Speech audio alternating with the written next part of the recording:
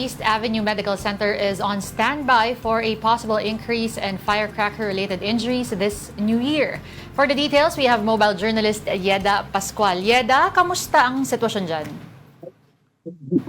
Denise, simula December 21, may naitala ng 6 firework-related injury cases dito sa East Avenue Medical Center sa Quezon City. Ang huling naitala ay noong December 28 pa, so far ngayong araw wala pa namang nadadagdag. Itong mga 6 na ito ay karamihan, 4 sa kanila ay minor at 2 dito yung adult. So sa kabuuan, 5 na yung nakauwi at yung isa ay inaasahang madi-discharge na rin naman ngayong araw na ito.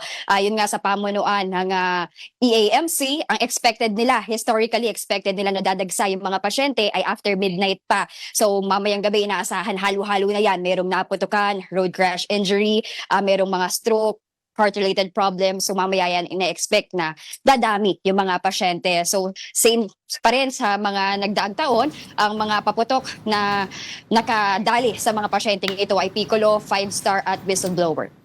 Alam mo, Yeda, ang East Avenue, no, ay fairly recent lang na humahabol doon sa Jose Abad Santos Memorial Hospital sa Medical Center sa Maynila.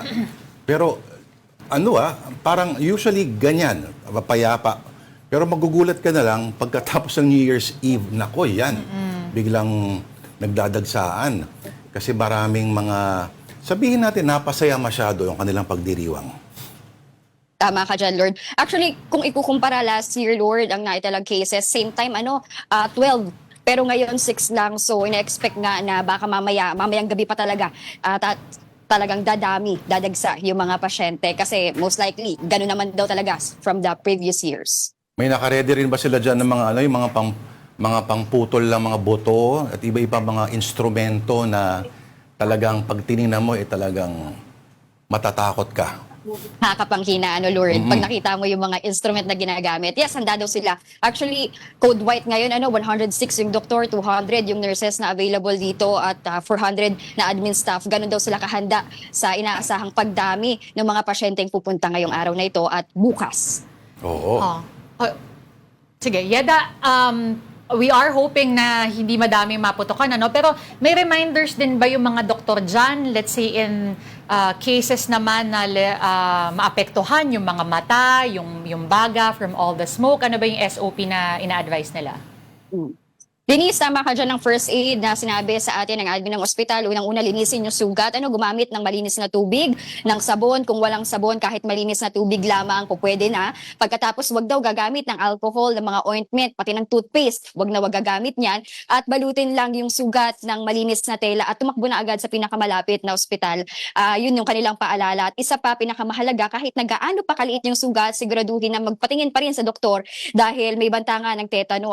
Ito kasi lubhang delikado at nakamamatay. After a week, dun lang mararamdaman yung sintomas. Kaya, ayun yung paulit-ulit nilang sinasabi na kahit pa maliit na sugat lang, pumunta na agad sa ospital. Yeda, marami na bang itlog dyan sa ER?